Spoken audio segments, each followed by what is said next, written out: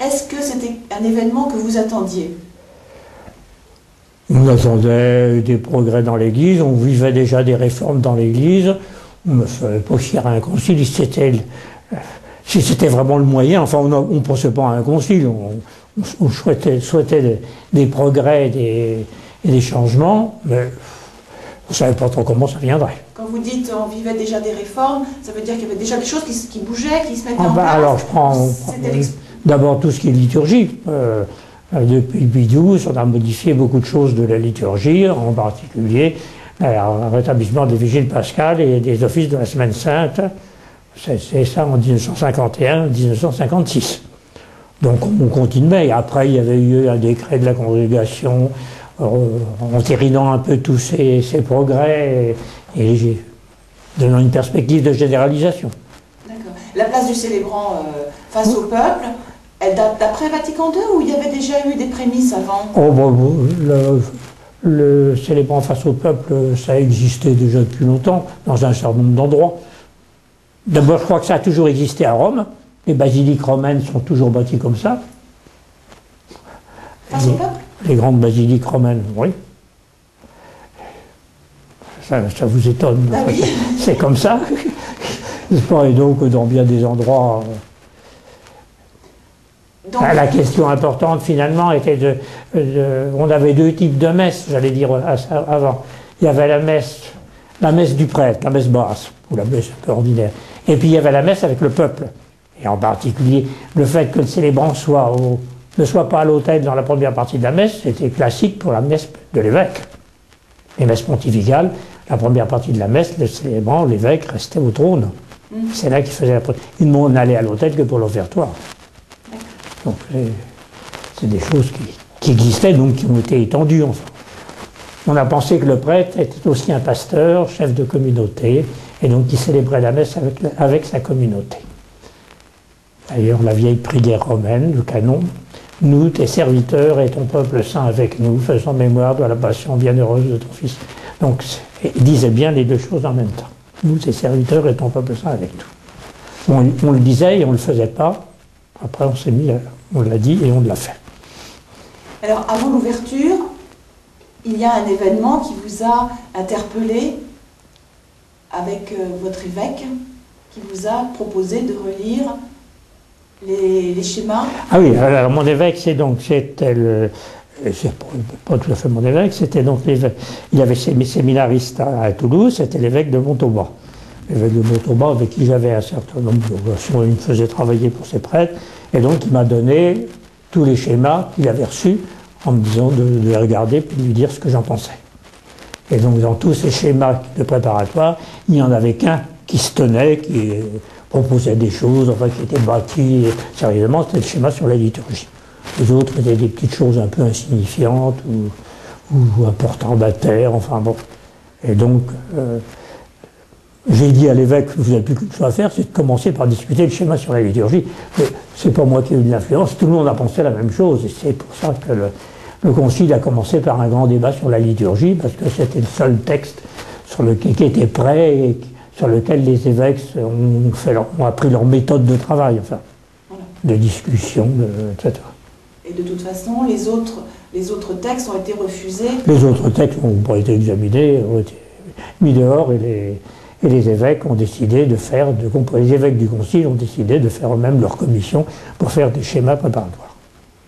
Ce qui fait que ça a pris du temps, et qui, bien qu'à la fin de la deuxième séance, où la Constitution sur la liturgie avait été votée, les évêques étaient un peu honteux de revenir chez eux en n'ayant fait qu'un texte sur la liturgie. Il y avait bien quelques petites déclarations sur les moyens de communication sociale ou sur l'éducation, enfin des choses pas très importantes, mais de fait, il avait fallu refaire des textes, les discuter, etc. Et donc ça demandait du temps, du travail, et ça ne se faisait pas tout seul. Donc, pendant le concile, vous étiez toujours supérieur du séminaire? Ah non, pendant le concile, je suis devenu supérieur du séminaire pendant le concile. En 64, enfin pour la finale. D'accord. Et donc vous avez pu faire vivre à vos séminaristes les... On a essayé. L'esprit de Vatican II. On a essayé. Alors c'est vrai qu'ensuite, bon, on avait parlé de la liturgie d'abord, et ensuite, le gros morceau, ça a été la Constitution sur l'Église, à ce moment-là, qui a été votée à la 3e session, et donc, à ce moment-là, c'est ça qui était en jeu, insister sur la place des laïcs dans l'Église, enfin, le rôle du peuple de Dieu. On a commencé à faire pas mal de réunions pour les prêtres comme pour des laïcs. Et vous avez senti des résistances? Il y a des gens qui ouvraient de grands yeux, enfin, des gens qui étaient enthousiastes, d'autres qui se demandaient qu'est-ce qui leur arrivait. Il y avait des défis à relever là-dedans. Oui, bien sûr, il y avait des défis, comment dirais-je, et des habitudes à changer. Encore qu'on avait déjà bien des endroits où... Enfin, l'action catholique ne datait pas du Concile, l'action catholique, ça s'est développé beaucoup après le Concile, mais enfin, les mouvements de jeunesse, les élections catholiques des jeunes dataient d'avant la guerre. Alors, et vous-même, alors évidemment, vous étiez au milieu des séminaristes, vous êtes resté combien de temps Pas très longtemps. Pas très longtemps. Après, vous avez l'impression, même pour vous, ça a changé votre relation laïque? Ah bah oui, évidemment, à ce moment-là, il s'agissait de remettre des laïcs dans le coup, de confier des responsabilités. Bon. Donc on a vu d'abord dans la liturgie, mais enfin, il y avait la catéchèse aussi. La catéchèse, c'était déjà un monde qui était en grande partie occupé par des laïcs, enfin, les aumôneries de lycée, etc. Enfin, bon, il y avait... Lorsque vous êtes arrivé à Orléans, oui. C'était toujours avec Monseigneur Riobé? C'était Monseigneur Riobé. C'était Monseigneur Riobé. Et c'est là qu'il y a eu des mises en place de ce qu'on a appelé la formation A, la formation B. Est-ce que c'était pas un peu en lien aussi avec Vatican II, ça?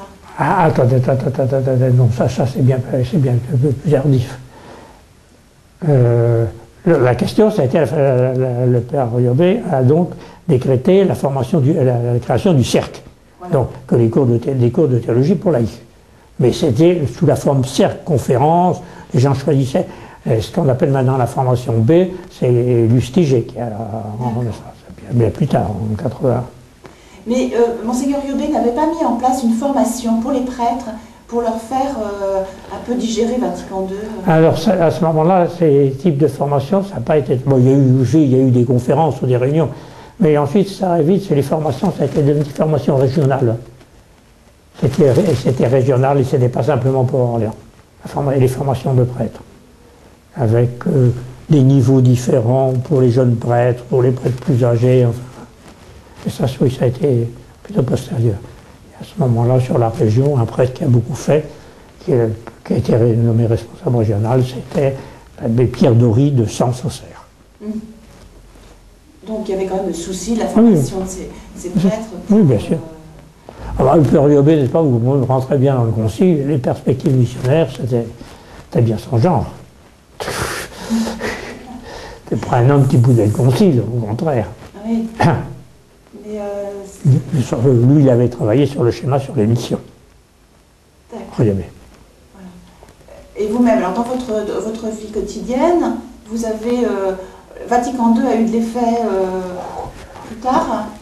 Je ne peux plus trop vous dire, ça s'est tellement bien passé que je ne peux pas dire que tout à coup il y a eu des...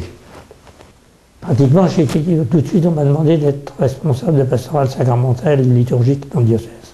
Donc très vite j'ai été mêlé à la formation des laïcs pour la liturgie. Donc par là, à l'esprit des laïcs dans l'Église. Et j'ai traîné longtemps dans le diocèse, puisque j'étais responsable jusqu'en 2001.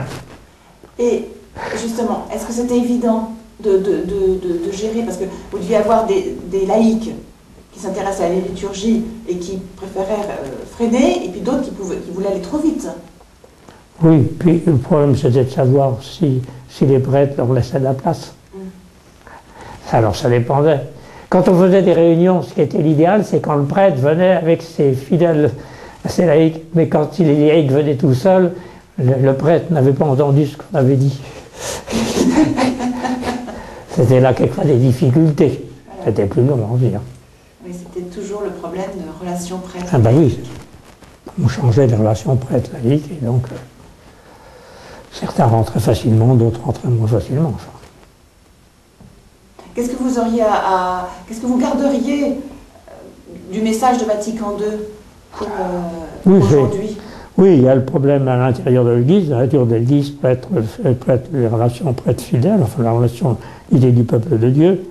Il y a quand même aussi l'idée de témoignage que l'Église, elle n'est pas faite pour elle-même.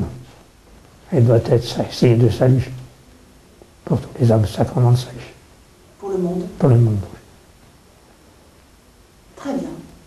Ça vous suffit? Bon.